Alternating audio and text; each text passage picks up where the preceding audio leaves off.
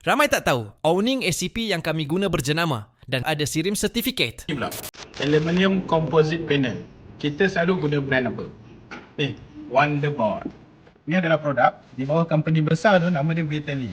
Di mana company ni memang company yang tak asing lagi dalam pembuatan yang melibatkan bahan-bahan tahan karat. SCP, contohnya pintu, bilik air kita melibatkan plastik. Jadi ni antara company yang besar.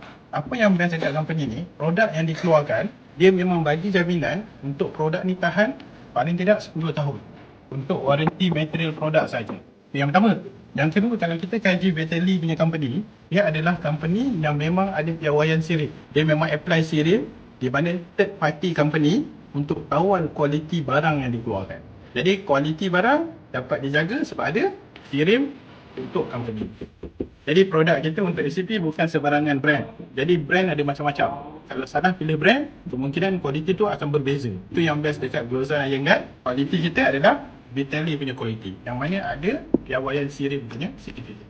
Okay? Explosions, Iron Guard.